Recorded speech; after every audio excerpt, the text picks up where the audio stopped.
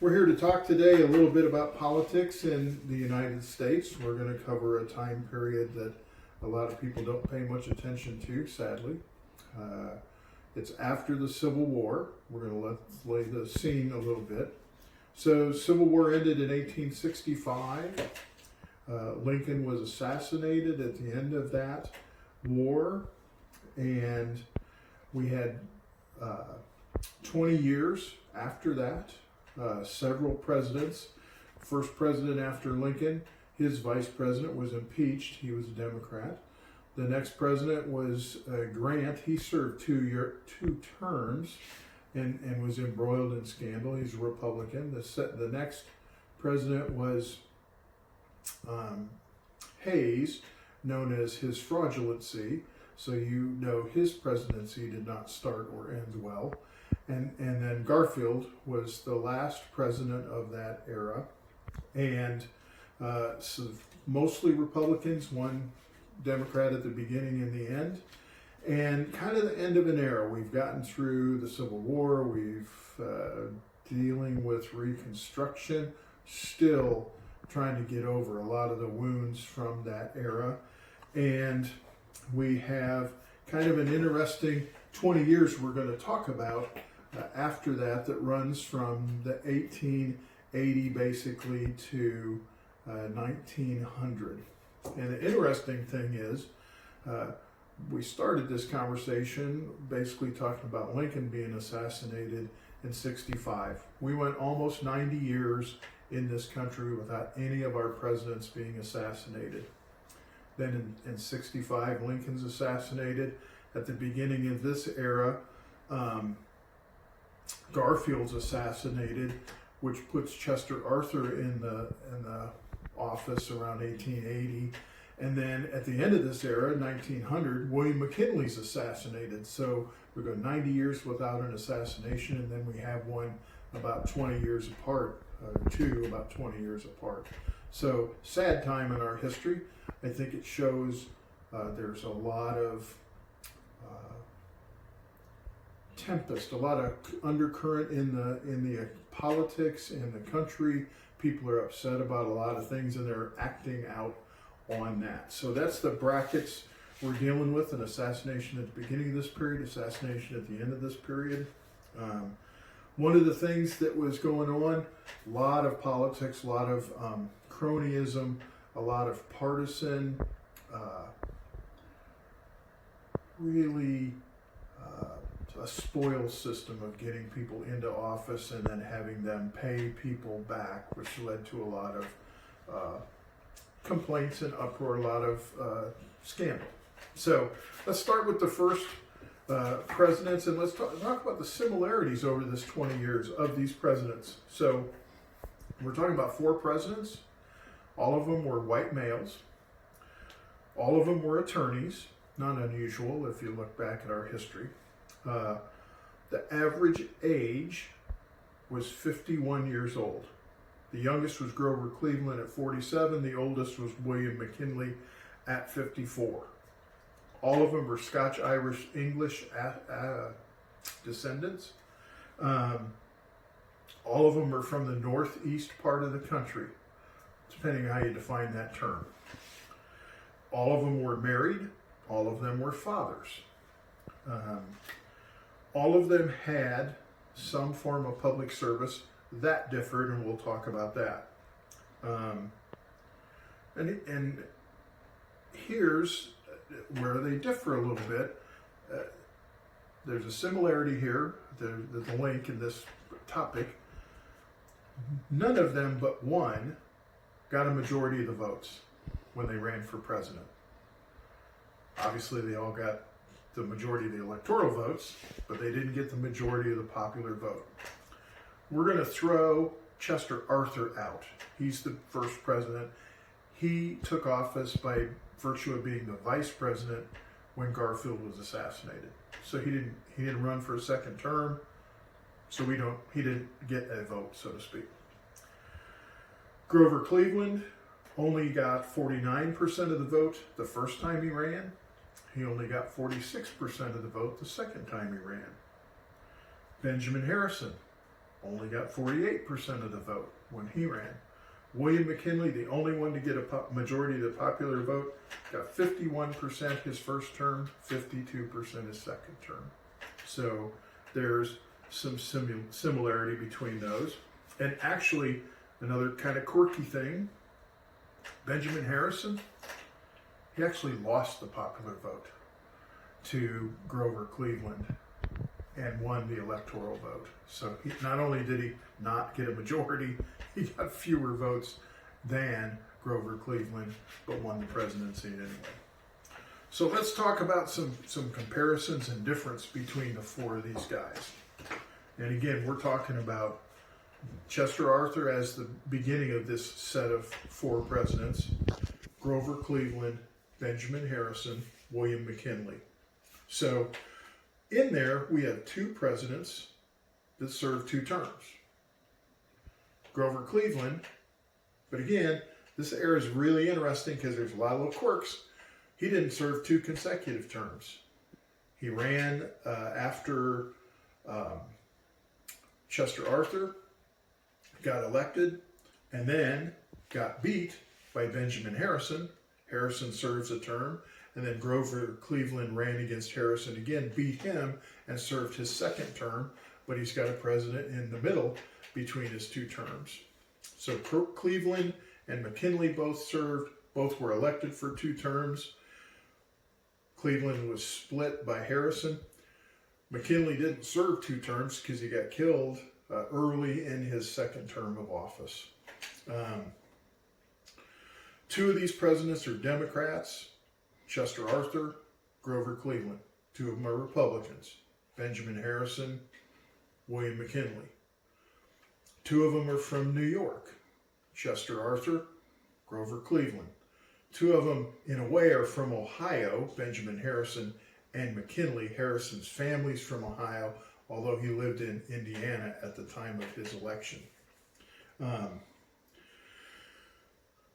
All of them had military service except for Grover Cleveland. Obviously, with the Civil War just happening, that is the primary source of their military service. Cleveland is interesting in that he paid someone to go fight in his place during the Civil War. Teddy Roosevelt, who becomes president when McKinley's assassinated at the end of this bookend we're talking about, his father did the same thing for him, although he went on to fight in the Spanish-American War. Of the ones that served, Chester Arthur served in the New York militia and made it to the post of Inspector General. He had a pretty important place, even though he wasn't really in the thick of fighting. He made sure all of the troops that served from the New York area had the equipment, the supplies, and the support that they needed. Benjamin Harrison made it to Brigadier General, and William McKinley made it to the rank of Major. All of them served on the Union side, and which is not unusual. It would be difficult in this era for someone who served and on the Southern side, the Confederate side, to have been elected or be active in politics.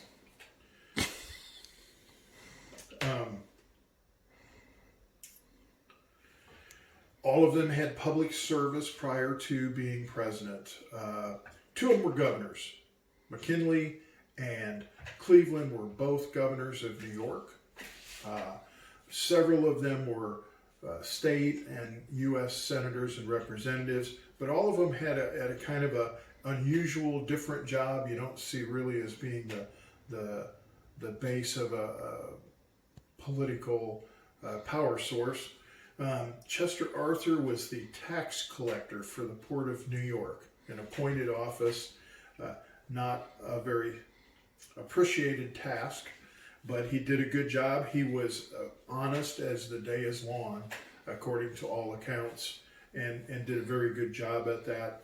Unusual, again, in that time period with all the scandal that surrounded a lot of politicians. Grover Cleveland was the sheriff, county sheriff of Erie County, New York.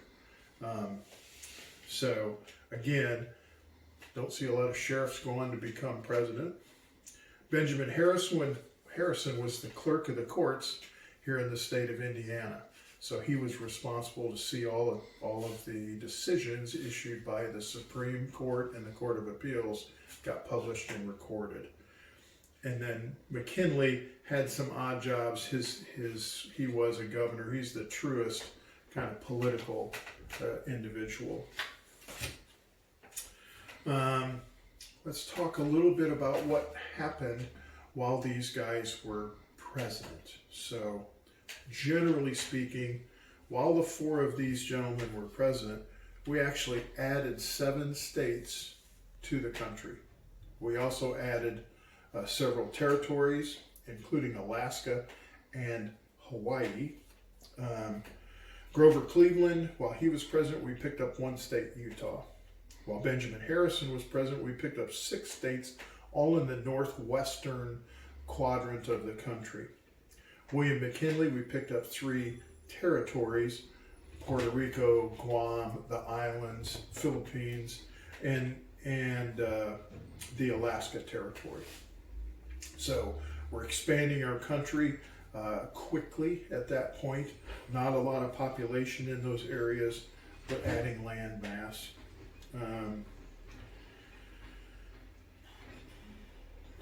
Let's talk about some of the things, advances that benefited us that happened while these gentlemen were president. The first major advance happened while Chester Arthur was president, and that was the internal combustion engine designed by a German, a fellow by the name of Daimler, that went on to build the Mercedes-Benz company that we know today. And the first skyscraper was erected while Chester Arthur was president. While Grover Cleveland was president, Kodak came out with its famous camera for the masses. The adding machine was invented. The electric telegraph was invented, and the electric stove. So things we've all benefited from in one form or another. While Benjamin Harrison was president, the zipper was invented. You know, not a big thing, except for it's everywhere. So it's important. The electric automobile was invented, and color photographs the first color photograph was created. While William McKinley was president, we had the first, what we would consider a modern version of a submarine. We had submarines before that, but this is one we would recognize as a submarine today. And Caterpillar came out with a tractor. So those are some of the scientific inventions. And if you think about it, these guys are really in the era where we are set to just take off in incredible ways. It really is the end of an era with some of these inventions and this time period, which I'm going to talk about at the very end of this talk, where we jump off from there, and why these guys are really part of the reason and what happened while they were president. Let's talk a little bit about some of the litigation, some of the things that happened, good and bad. So we finished the Civil War. We've had the country just torn apart. We've lost more people in a war during that Civil War than any other war we've been in, and we're reeling. You know, the whole country's a mess. Politically, we're a mess. There's Reconstruction in the South. You know, people are trying to figure out how to get back together and head in a direction and make the country better. It's tough. And that's what these presidents inherited and how they're trying to move us forward. Chester Arthur, while he's president, there's this ongoing battle for this entire 20 years about tariffs. Generally speaking, this isn't really totally accurate, but the Republican Party favored lower tariffs, the Democrat Party favored higher tariffs, but it went back and forth, and to say that is really overgeneralizing. While Chester Arthur was president, he was responsible for getting enacted a protective tariff that raised duties on certain things, lowered duties on other things. They felt that we needed to protect American businesses and industries, and the tariff protected them from competition. Same argument we have today. If you pay attention to politics at all, we've been arguing about tariffs a lot in the last 4 years, and it goes beyond that, but it's been a big topic most recently. We passed a law that excluded Chinese from immigrating into this country. Again, that's a topic that you kind of rings familiar with what's going on today. Different set of people, same kind of issues. Chinese were considered to come over here to work for lower wages, to take jobs away from citizens, Americans, and make it hard for the poorer, less educated, manual type laborers to get jobs, keep jobs. And so the Chinese Exclusion Act was thought to protect them. We also had the Pendleton Act, which was civil service reform. One step, and really we're going to see this 20-year period, it isn't in the forefront. It isn't the big thing that everybody's focused on. But we start this 20-year period, Chester Arthur, who was a pretty honest dealer, he pushed through this Pendleton Act to reform civil service and try to get rid of some of the patronage in the system. After McKinley's murdered by a gentleman who was mad because he thought he was overlooked or deprived of a civil service job, Roosevelt really pushes through some civil service reforms that he had started as when he was in New York government. And really, so we got at both ends of this 20-year period, civil service is a big issue, and are trying to take some of that patronage, some of that graft, if you will, out of the political system that put most of these guys in office. So when Grover Cleveland takes office, the first thing he does, and it's going to make sense when you hear it, the Presidential Succession Act is passed. Remember, we've now had 2 assassinations after going almost 100 years without any. It's on people's mind. They realize our Constitution has a flaw. It doesn't say what happens when a president can't fulfill his term of office, whether he's sick, he's dead, he's assassinated, whatever it is. So we had a custom, we had some times where it took place, but this assassination, this sudden loss of a president, forces this issue to the forefront, and we pass this bill that says this is how succession is going to happen. So everybody knows, so there's no question, so we don't get stuck fighting amongst ourselves about who takes over when we most need to have some clear path. And another thing that's going to make sense, the AFL, American Federation of Labor. So first big national union is formed, and it's kind of a continuation of that concern that led to the Chinese Exclusion Act, trying to protect American jobs. It's also, we are in really, we've been in the Industrial Revolution now since really before the Civil War, right at the beginning of the Civil War, but we are in the throat of it. It's on steroids now, and at the turn of the century, 1900s, is really going to take off, and American workers are definitely feeling like they're being taken advantage of.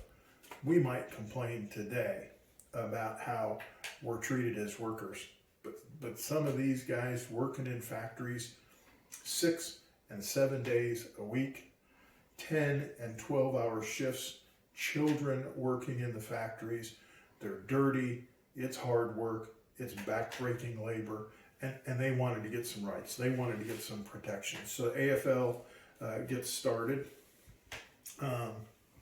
Interstate Commerce Commission, The Hatch Act gets passed to create the Interstate Commerce Commission. Again, remember, we added states, we added land mass, so we got this gigantic country with businesses doing business all over the place and outside of this country. The Interstate Commerce Commission is created so that these businesses who might have multiple locations in more than one state and might do business across all kinds of states, we have some control, we have some regulation so that we know they're behaving in a acceptable business manner. And we have a significant bank panic during Cleveland's second term. Not a depression, but we've had panics before, prior to the Depression, which is still another 60 years off almost, 40 years off. We called them panics. We didn't call them depressions. We didn't call them recessions. They had a significant one, and Cleveland had to weather that. While Benjamin Harrison is president, we get the Pan American Union. So we're trying to take the countries in really this hemisphere, from North America to South America, and get them in some kind of body where we can cooperate. And that's important because I didn't mention, but in the midst of all this, we're ramping up to build the Panama Canal. And if you don't know it, there was a lot of dirty shenanigans that went on before the Panama Canal got built, where we manipulated some foreign countries to get ourselves in a position to be able to build that Panama Canal, which was important for our military more than anything, because it really cut down on the distance we had to travel to get our Navy to different parts of the world. So this Pan American Union is trying to give, if I put the brightest face on it, it's trying to get all these countries some authority so they have a fair footing. If I put what I think is maybe the more realistic face, it was us trying to create a union where we could have some control, but look like we're giving everybody a say and a fair shot. I'm not saying that's a bad thing, because it favors us, and I like us. The first Pension Act is passed while Harrison is president. That's important. A lot of people, again, we have these people working years being broken down by this hard labor, and when they're done, they have nothing to show for it. They have no way to live. If you can't work, you don't get paid. If you don't get paid, you can't survive. And so this Pension Act was a way to help them set something aside, force people to set something aside to protect them when they could no longer work. Important idea. The Sherman Antitrust Act was passed. Again, a little bit ahead of its time. We got some trusts that are becoming huge in this period. It's really going to go out of control after the turn of the century, right after the last of these presidents. But the Sherman Antitrust Act was to try to give the federal government power to limit the monopolistic power of certain individuals and companies. Because things were happening, for instance, almost all of the steel production was controlled by one man. Almost all of the oil production was controlled by one family. A huge amount of the railroad transportation, freight traffic, was controlled by about 3 guys. And other chemical concerns controlled chemicals we needed on an everyday basis for certain things and controlled by very few people. Banking was very narrowly controlled by few people. And there became this concern that there was too much power in too few hands that benefited them, didn't benefit everyone equally, and the government felt it needed the power to regulate, to break those up if they had to, and force some competition and fairness in the system. So the Sherman Antitrust Act is a huge deal at that point. And here's a term, again, It's funny how many things come up that seem familiar today. The Populist Party starts while Benjamin Harrison is president. So it's a term we hear a lot today. It started quite a long time ago, and I think we forget about that. McKinley, while he was president, the Federal Bankruptcy Act is created. The open door policy with China is passed, and that's a two-edged sword. So we create this open door policy to China. And remember, this is less than 20 years after we excluded Chinese from entering this country as immigrants and citizens, becoming citizens. We start the open door China with policy, and while McKinley is president, so within 5 years, we're involved in the Boxer Rebellion over in China, helping a group revolt and overturn their government. You know, we might have had the best intentions when we created that open door policy. Maybe we didn't. We ended up using it for questionable ends. You pick winners and losers. Maybe we're not supposed to, but that's the next thing that happened after we opened the door to China. One good thing, maybe, depends on your point of view, we participated in the Hague, an international body for the government of countries, for the first time while McKinley was president. We passed the Currency Act. That's to control the value of money and try and put some stability in our economy. And the Platt Amendment was passed, which again had to do with slavery and territories, setting out territories. Okay. All right. So I alluded to this era was really post-Civil War, so we're getting over that. We're doing something different. And then when these guys left office, we're at a jumping off point. So think about what these guys saw as president and what they saw coming to an end, and put yourself in their place. There's some sadness in this. Their way of life is really changing for what they saw as their country. We're on the cusp of automobiles. So we're going to go from a country that got around on horseback, that got around with railroads. And so you either went a short distance on your own horse because you just didn't normally ride them a long distance. If you were going to go a long distance, you got on a railroad.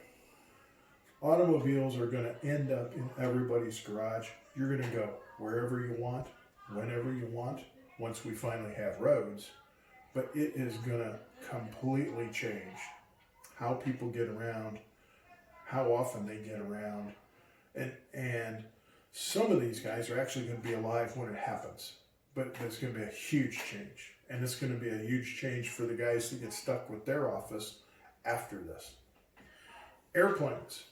Again, automobiles come out about 1903. They really start getting started. Airplanes, same thing. First flight is around 1903 with the Wright brothers. And the development of the airplane is going to be fast. What a crazy thing. At that point, I don't think a lot of people were thinking that they were going to be riding airplanes to get anywhere.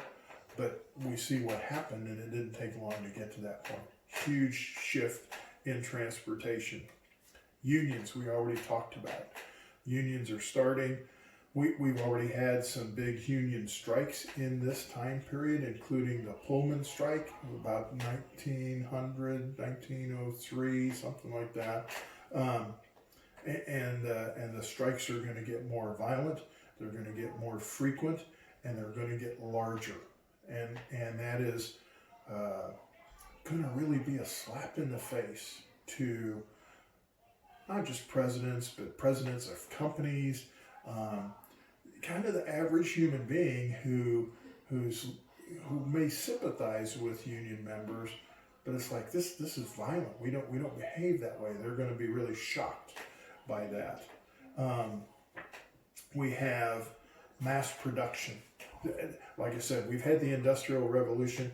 Now, after these guys leave office at the turn of the century, we're going to have the Industrial Revolution on steroids, and cars are going to lead the way, but other things, all kinds of things, are going to be pumped out so fast it's crazy. We're going to have tractors again. We said the Caterpillar tractor was invented. We're going to start replacing horses and mules and oxen with tractors.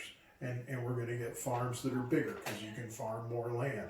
I mean, the progression of changes that come from these things is incredible, and the change to society is amazing. We've got all this land out west. Well, you can graze cattle and sheep and things on open land. That doesn't take a lot of equipment, but if you want to farm it, if you want to grow something, you need equipment. Well, now we get the tractor. Now we're going to have more equipment. We're going to farm bigger lands, and we got all this land out there west, just asking people to come out and farm it. Leads to other problems. That's outside of our talk today, but it's going to happen. We've had it while these guys were president. So we get done with the Civil War. We have somewhat a peaceful time in this country. Except Spanish-American War happens. Americans go to fight in that. The Boxer Rebellion happens in China. Americans go to fight in that. We are just at the cusp of World War I. These guys are going to be out of office. Some of them are going to be alive to see it. We're going to have the first conflict that's called the World War I. Early in the after 1900, 1913, around there. And a lot of these things that we've talked about are going to come into play. Mass production, so we're going to mass produce weapons and weapons of war and equipment and clothing, and all of those abilities are going to be a great benefit to us. We've been through the Civil War, which is a huge thing for us. Now we're going to be in a war with multiple countries. We're going to send people out from our country across the ocean to Europe, and we're going to sacrifice, in a way, some of our men for a concept of freedom, we think. Automobiles are going to come into play, the mass production of automobiles. They're not going to be as autos, but jeeps and tanks and motorized cannons, things like that. Airplanes are going to be used for the first time in a war. Just been invented. They're not even 10 years old by the time we get to World War I. They're a huge factor. Tractors. The tanks really build on some of the development things from tractors. And so even though we've got these wonderful systems, the Hague, these other conventions to try and keep peace amongst foreign countries, human beings naturally get to points where they fight. And that's their way to resolve issues, and that's what happens in World War I.